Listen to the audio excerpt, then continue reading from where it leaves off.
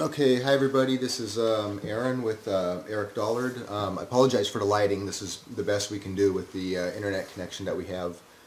And so hopefully you can at least hear this pretty good. Today is February 23rd, 2014, and we're going to go through some questions people have posted on Facebook. Okay. So we'll just kind of zip through those, answer those, and then I'll get that up on YouTube as soon as I can. Okay, so just starting with the most recent, and I'll go backwards. This is just a comment from somebody, Bo Nana Smoothly. Just a comment to you that you're an inspiration to him. Says, don't ever stop. Let's see, Adam Bull made a comment. This is yesterday or day before yesterday. He's saying, it's not just me. A lot of other people are helping Eric Dollard with his well-being and his work's scientific importance at heart. This comment. Okay, this is somebody that emailed me a question that doesn't have a Facebook account. So the question is, this is from BH, that's the person's initials. Let's see, thank you for all your effort and staying power, and look forward to following your progress in earthquake detection. I do have one question among many, and this has to do with the time in one of your talks, Eric, that you mentioned Tesla's X-rays, possibly not X-rays. Have you developed your ideas on how Tesla achieved this, the mechanisms it works by, and the equipment and setup necessary to repeat it?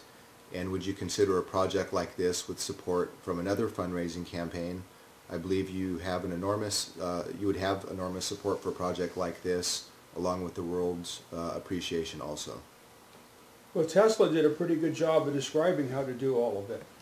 And the theory of operation is basically just a matter of putting the stuff together that he had done it with. Making the vacuum tubes would be the most difficult part, because it has to be a very good vacuum. There can't be any gas in there.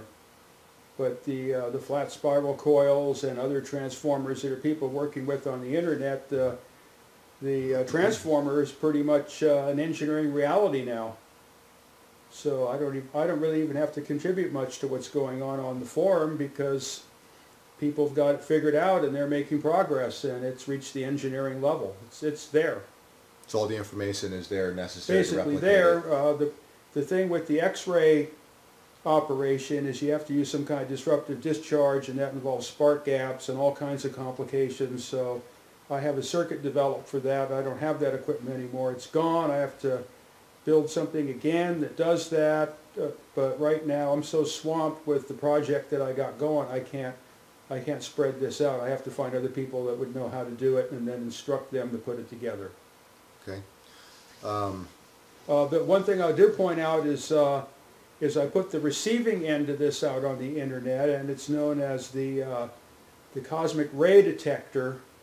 And it's very simple, and it doesn't cost a lot of money, and there's a lot of experimenting possibilities there, and nobody's picking it up, and which is depressing to me. I put a lot of work into that. So if someone wants to start doing this and doesn't want to have to be fooling around with high voltage impulses and transformers and all that stuff, pursuing the receiving end of it right now is actually much more important scientifically. And so in the Eric Dollard forum and his thread in Energetic Forum, you basically have all the papers on that cosmic ray detector that people can... Right, but the problem is it's all scattered through all these dates, so it's virtually impossible for anyone to go in and try to find it. That's the complication that I'm up against. So someone has to extract that material and then put it out in a package. That's the only way at this point. Okay. To find it, or put a request out on the Energetic Forum that be done. Right. Because there's one guy that kind of picked it up, but he tends to have a habit of going in the wrong directions with projects, and he's kind of spread out.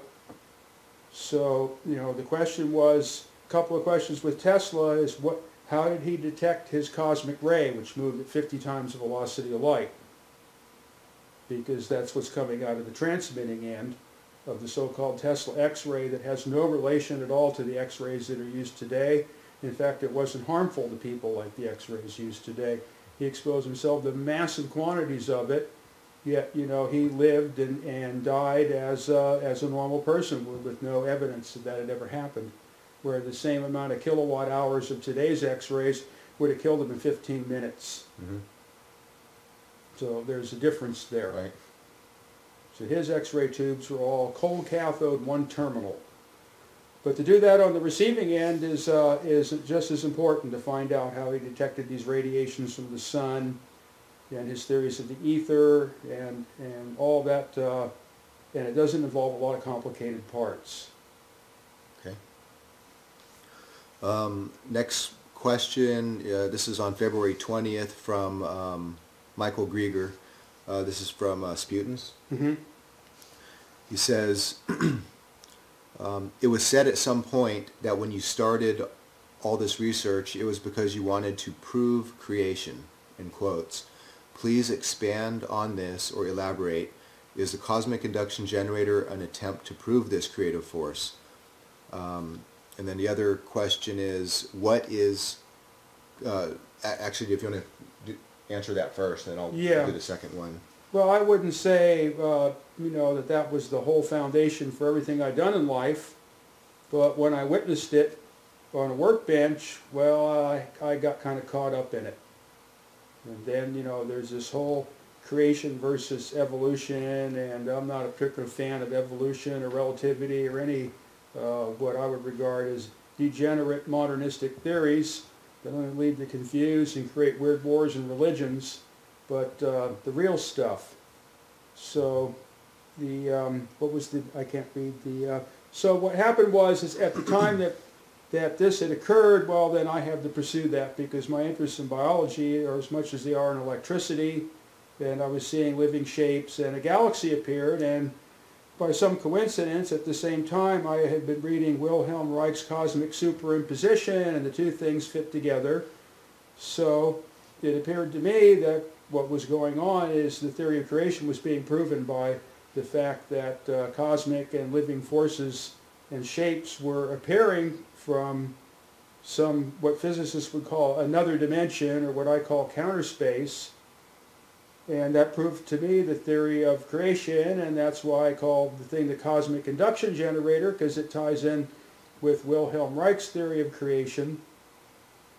And for me, that's kind of my main interest, is I want to do that again. That's what the whole cosmic induction generator is all about, is to make it so that can be duplicated. Mm-hmm. Plus, you know, it has commercial value in mining or whatever.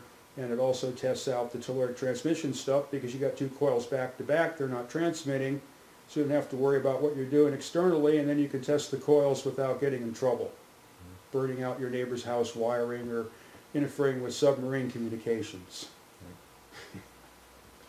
So John Polakowski will be speaking at the 2014 Energy Science and Technology Conference at the end of June, and his talk is on the cosmic induction generator, and he'll also be doing a demonstration. Now I want to point out that the last time that he came with his coils, we did have something that looked like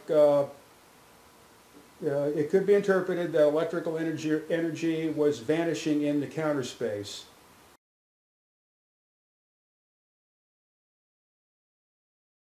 Okay. The second question that Sputins has is, what is concatenated resonance in simplistic terms? Why do you stress that the extra coil has no physical connection to the secondary coil, only a capacitive coupling? Is concatenated resonance when two resonant peaks of each coil, secondary and extra, coincide together? He's looking for some type of analogy. Is it like a two-stage rocket where the secondary, the first stage rocket? That's what it is. It's a two-stage process. And the whole idea is to have two quarter-wave resonances that don't fold over on themselves to a half-wave resonance, which basically leaves you right where you started, but upside down. That's the difficulty. So, because the pair of coils naturally wants to merge in the one transmission line. To get the extra coil to go off on its own on an additional quarter wave resonance, would create an extremely resonant situation and incredible quantities of magnification. Tesla did not accomplish that in Colorado Springs. I managed to accomplish it on some kind of harmonic at the integratron, but there was so much experimentation involved and there's so little analytical material that could be derived on this stuff. I'm kind of lost how I came about it. It took a lot of trimming and fooling around and months of experimenting to get the extra coil to go into an optimum resonance with the secondary coil, but when I did it, the results were fantastic. So there's going to be a lot of experimental labor and, you know, mathematically understanding of the impedance relations between the secondary coil and the extra coil to make the maximum amount of impedance mismatch so the two can't dump their energy into each other but oscillate in isolated fashion. So that's a, you know, that's kind of a high-level engineering problem, transmission line problem, and you're just going to have to struggle with all the equations and do lots of experiments. There's no quick way to get to it, but that's basically what I've described in that type of resonance, and that's what we're after. And he's asking, is the purpose of the extra coil to establish artificial grounding to counter space, to provide the secondary coil something to push back against?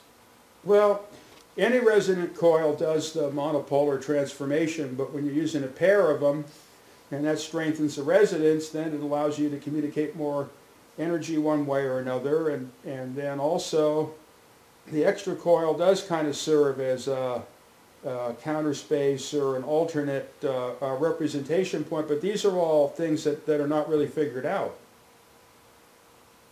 That's, you know, these things all have to be learned, and that takes a lot of time and experimenting, you know, both on the mathematical level and the physical level. That's what we're doing, in the process of doing here. And he's asking, is there any point to using the golden ratio dimensions when designing Tesla apparatus? How does the golden ratio relate to electricity? The Tesla transformer doesn't really seem to be related to that, but the so-called forms of creation discharges that it creates in the plasma condition are directly related to the golden ratio. So the transformers are manipulating the medium, and the medium itself is what wants to make the golden ratio formations. Okay, since it may be possible that the center of the Earth contains a central Farnsworth star, primarily made from electrical plasma powered by lines of force from the sun, contained within a liquefied quartz rock medium, this inner star, which is then surrounded by an inner atmosphere or sky, where there are seas and land inside, upside down from our surface point of view? Question mark. Would the telluric waves of Tesla and Alexanderson help to prove that the Earth is indeed hollow, or somehow provide an echolocation-like picture of the inner Earth? How so? God bless, and thank you, Sputins from Australia. Well, that's a tough subject, but yeah, you know, either seismically or electrically, you know, sounding inside the Earth and measuring the reflections and refractions is the way that you try to learn what's going on inside. The visuals of the hollow Earth concept are pretty well portrayed, very well portrayed, in a movie called Journey to the Center of the Earth, and not any counterfeit one later to sanitize it, but the original movie, Journey to the Center of the Earth. You'll have, you know, through the movie, the experience of actually being inside and relating to certain backward situations. It makes it real in your mind. For me, the signals I got on the seismograph didn't seem like, from massive world earthquakes like the one in Japan, didn't resemble anything that would be solid, liquid situations. It just wouldn't respond like that. It would be deadbeat. But the Earth definitely rings like a bell, and after a shock it'll ring like a bell for hours or days, which is understandable, which would indicate the thing would probably be hollow, because that would support that kind of vibration. There could be another ionosphere, or all these strange signals could be radiating from some sun in the, I mean, we could speculate forever. It's like talking about UFOs. So that's about as far as I can go with it. Right. Okay. Let's see, Becky Wilson, comment, absolutely amazing human being you are, Mr. Dollard. I pay my respect for your continuous work. I wish you the best of luck. John Juenger, I'm not pronouncing that name right, but simply Younger, fascinating, maybe? sir. Maybe Younger, Juenger. Simply fascinating, sir. That's a comment. This is from Luis Carlos. Hello, Mr. Dollard. I came across you indirectly and when watching lectures by Terence McKenna. I'm sorry your quest for knowledge has been so arduous and left you with such a cynical look on people. I'm young and inexperienced, but I've seen enough to understand that ignorance is loud and selfish, while knowledge is eye-opening and boundary-dissolving, so please don't lose all hope in us simpletons. You've sparked my interest in electricity and have begun learning the basics from an engineer who's helping a lot. My question is, since your work has at times led you into the esoteric, I'm curious as to what your opinion is regarding to natural hallucinogens. More specifically, how when in these altered states many people experience out-of-body moments, acoustic and visual synthesis, epiphanies, etc. That with the fact that ancient man, like the Egyptians, lived with much higher awareness to the cyclical nature of life in the universe, hallucinogens to them were a normal part of life and in many ways very spiritual, etc. Do you think if unbiased scientific research in fields such as these that we conducted, we could perhaps shine some light, pun intended, on obscure subjects such as the ether, consciousness, etc.? Well, I'm no expert on hallucinogens and their effect on the body, so it's kind of hard for me to say, but my understanding is they dissolve the blockages that prevent you from seeing or experience what's going on around you in reality. That's the purpose for it. So they remove the crud, like the windshield wipers. Yeah, I actually was able to experience situations without the use of any hallucinogens at all like that. Mm-hmm. Where the subconscious and the conscious, everything just merged. Usually in some kind of detailed job in the shipyard down there in some lower deck, all of a sudden I would kind of go into like a dream state. I can't describe it, but it was probably like something you would experience on a hallucinogen, but it was just the, how would you say, the way my psychology was working in the course of doing work and the environment and all that I experienced those things. In fact, I used to try to induce it when I was a kid with the use of music, and I was quite successful in my early high school years. To strictly just use music and concentration to create a highly hallucinogenic state. Okay, next comment or question is on February 18th by Peter K. Campbell. Hi, Peter. Congratulations on getting the campaign goal, Eric. By the way, while listening to our interview on the Smart Scarecrow show with Gary Hendershot a couple weeks ago, some of the images left me reminded me of fencing. Have you considered that for secondary stations for earthquake detection, you might be able to run the overground wire along the fence lines of existing farms? I'm sure there'd be quite a few farmers out there with miles of fence line that wouldn't mind you stringing some wires along them. Plus that would save you cost in post-implanting and land. Thanks. The problem is the fence interferes with the propagation of the system. Because you have metal posts and metal wire, and it just basically shorts the whole path right out. So we were looking at that possibility on some cattle land. It'd have to be all wooden fence posts, and the fence would have to be actually part of the structure, because all loose, rusty barbed wire connections and all that will intermodulate all your lightning and earthquake and Navy signals and broadcast stations, and there'll be all this spurious signals being generated by it, depending upon weather conditions and what have you. So if it was all fence posts, it would be wooden fence posts, it would be possible, and then the wire on the fence would have to be part of the antenna. And iron wire is not the best propagating medium for wideband signals. It tends to distort them. Okay. Matt Kuntz Kuntz, I hope I'm pronouncing that right, February 17th. I appreciate your lectures on YouTube. Every time I watch one, I learn something new that I've never heard anywhere else. Rock on. Okay. From Gil Bottenberg, February 17th. Hi, I'd like to request a question for Eric. Namely, in 1905, Max Planck came up with the discovery, as opposed to Einstein's theory, that time-space energy is quantized, so-called Planck units of time, space, time, energy, mass. All those Discovery Channel scientists ever talk about is particles in space, but what I want to hear about is how space-time is a unitary particle.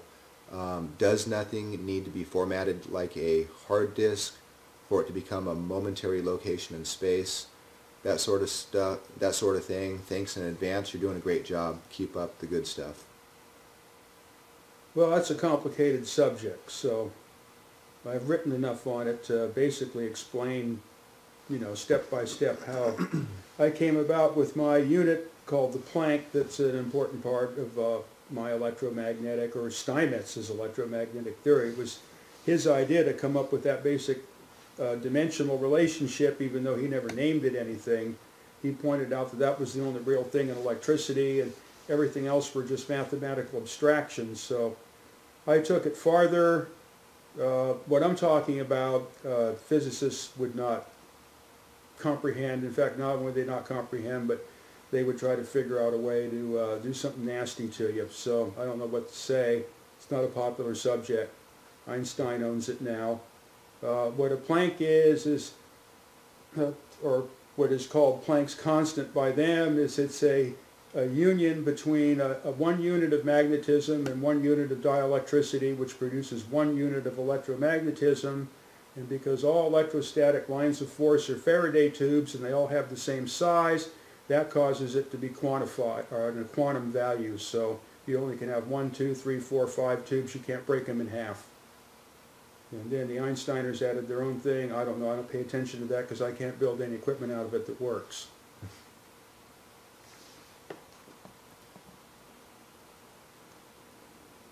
Okay, this is from Daniel Troy. This is posted February 16th. He says on the, I guess, February 9th, okay, I wrote this to Aaron via private message. I've tried to ask Eric a few times in public to answer a question regarding electrical charge potentials and the existence of two basic electric energy forms, but it seems that my question is not getting through. Okay, let's see, well, what's the question? I'd like to know. The fact that there are two polar opposite electrical energies and not the electron in counter space needs to be addressed in a public manner and the math corrected, then we can move forward.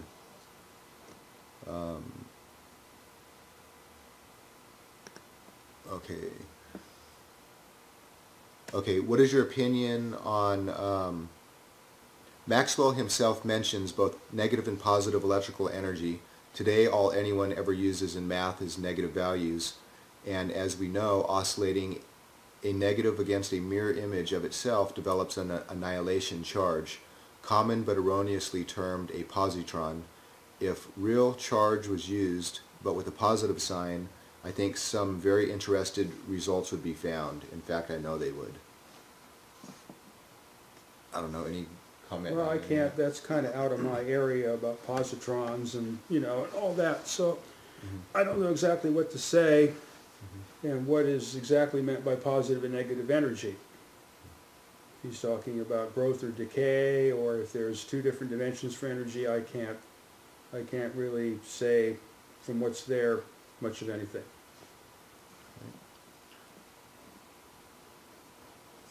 Let's see.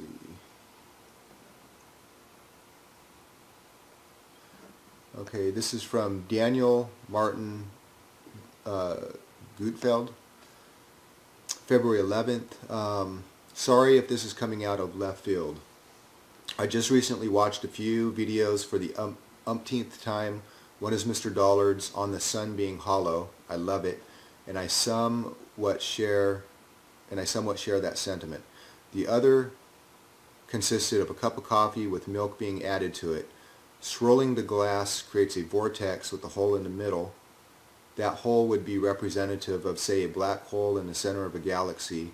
Now, in regards to the aforementioned aspects and the somewhat shared sentiment of the sun being hollow in the vortex, has anyone proposed such a theory as a sun being filled with dark matter? Therefore, the sun would not necessarily be hollow, but rather matter would be absent from the inside of the sun. Perhaps something to think upon.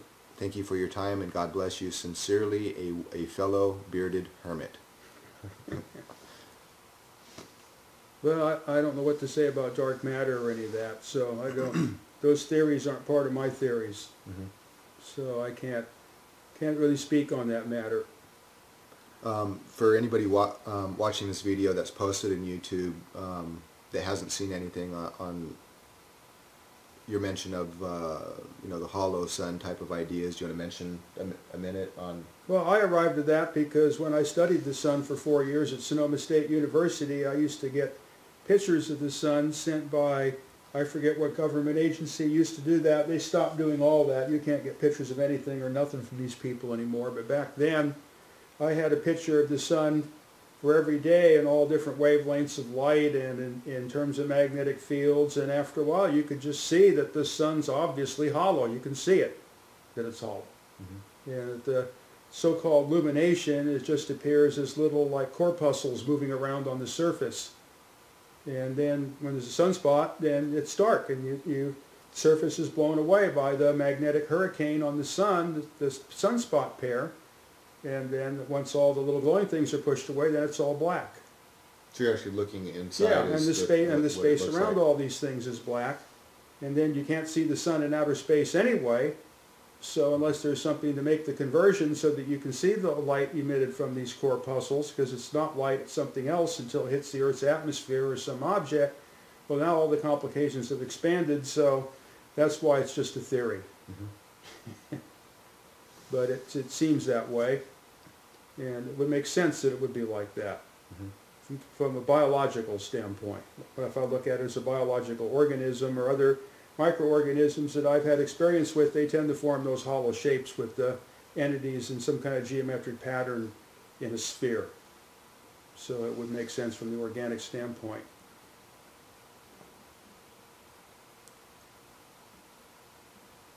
Okay, let's see. Made manifest. This is just a some kind of like musical scales. Yeah, associated with the zodiac. Okay. Kind of there's 12 divisions. It's kind of an interesting diagram. I haven't seen that one before. Yeah, I'd like to see that in some way it was more seeable. But not right now. Maybe you can save that. Let's see.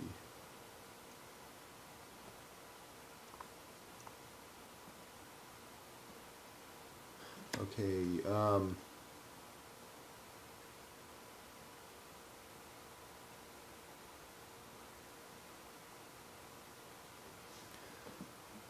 Okay, this is by Daniel Troy again, January 29th. He's about 27 minutes into one of these videos, that one of your lectures, I think.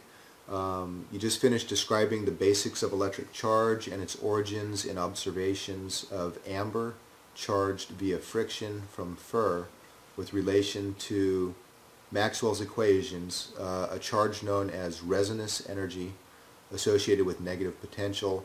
I wonder what of the other polarity of electric charge formed via friction of silk upon glass that was termed vitreous energy, and was referenced by Maxwell in his papers as the opposite energy or positive charge. Would that not account for the problems with the math that Heaviside corrected? Well, you're starting to get more into the ether stuff. J.J. Thomson was the one that picked a lot of that up. The old electrostatic concepts of resinous, as in resin, like plant resins, and then vitreous, like glass, or some kind of something like that. And the fact that each one did not generate different energies, it generated a different charge. one was a positive charge and one was a negative charge, because the electricity that was bound inside the molecules got pulled out by the resinous or vitreous process of moving the substances with relation to each other. That's why it's called frictional electricity, but it wasn't the friction so much, it was the relative movement. But that gets back into the primordial theories, and it doesn't really involve much in the engineering end of the deal. Okay. Okay, this is from Gail Jones on January 29th. This is in relation to the location of the seismic project on government land. Gail Jones says, I'm very excited with regards to this project, but in light of the fact that it is obvious to those who are conscious today that the U.S. government is not to be trusted. If they were truly interested in assisting you, they would also be funding your project. I suspect they will allow you to complete the POP project, but ultimately anything on their land will belong to them. With your expertise regarding free energy, you are a real threat to the oil industry, the 1% that rule the world. You must appreciate the dangerous position you are in. Proceed with caution, my friend. My prayers are with you. Well, it's not quite that bad, so... Yeah, and not all agencies are hostile to things moving forward. Anything's possible in God's infinity. It all depends on how you want to make it happen. Let's see. These are just small borderland demos that you did that are being posted here. Okay, this is a comment from Dean Sargent on January 22nd. One question that I'm sure is, okay, he says, Eric Dollard, you are a legend. One question that I'm sure is simple. Does the system triangulate where the earthquake is supposed to hit? Do the aerials give a direction for the source of the signal, or are they unidirectional when receiving? For the seismic antennas. Well, the directivity still has to be determined, but in general, the way that they're set up, they should be omnidirectional, so you have to have more than one site, and then you do a phase comparison to determine where the signal is going to be. So the first site no longer exists. So the second site's starting over again, which means then another site will have to be made, and these things are all in the making. It's going to be hard enough to get the first one together.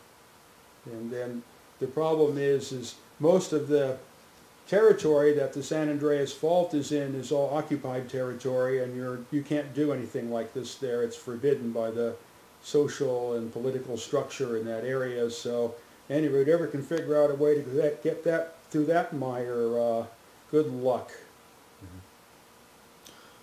This is Shiva Mayuchi, January 22nd. Hi, I'm the author and owner of anti-relativity.com. I'd like to connect with you and perhaps collaborate. So I've been onto his website. Looks put together pretty good.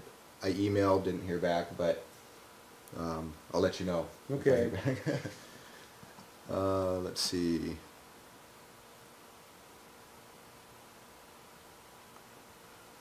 Okay, well I think that pretty much kind of wraps up most of the questions since the last time we did a answer session on Facebook. Oh, okay. So we're going backwards. Yeah. So if you're watching this right now, it was maybe a month and a half ago, 6 to 8 weeks ago, I think.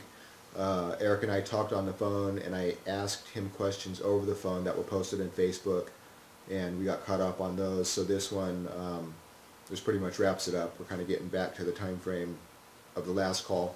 So anyway, thanks for watching, and make sure to go to, if you're watching this, go to ericpdollard.com, and you can sign up for his announcement list, Eric's books and videos, Wireless Giant of the Pacific, the Lone Pine Writings, the 4-quadrant representation of electricity. All those are available on ericpdollard.com, and if you purchase any books or videos from Eric's website, 70% of the proceeds will go to EPD Labs Incorporated, which is Eric's nonprofit organization. It is a charitable nonprofit, tax deductible. It's a registered 501c3 with the state of Nevada. Also on ericpdollard.com, at the top left, there's an address where if you want to write Eric a personal letter, he'll do his best to write you back when he gets a chance. The address is on there. There's also a PayPal button. If you want to make any kind of donation to EPD Labs, you can use that PayPal link. And there's other information if you actually want to send checks or money orders to EPD Labs. The address is on there. And make sure to join the announcement list, and stay tuned for more stuff coming out. Yeah. And at the end of June, June 20, I don't know if it's 27th, 28th, and 29th, or 28th, 29th, and 30th, but it's the last weekend in June of 2014. Eric is going to be presenting at the 2014 Energy Science and Technology Conference. Eric's talk will be on the extraluminal transmission systems of Tesla and Alexanderson. Not only is there going to be a talk, there's also going to be some demonstrations using the coils that John Polakowski and Mark McKay have. So it'll be some different things that you'll be able to see at the conference. For information at the conference, you can go to ericpdollar.com, and at the very top of that page is a banner for the conference. You can click on that. You can read Eric's bio. You can look at a brief description of his talk and kind of look at the schedule and where the conference is going to be at. It'll be in Hayden, Idaho, which is it's about an hour from Spokane, Washington, or at least the Spokane, Spokane International Airport. You can go directly to the conference page by going to energyscienceconference.com. Thank you for watching, and we'll talk to y'all later. Yep.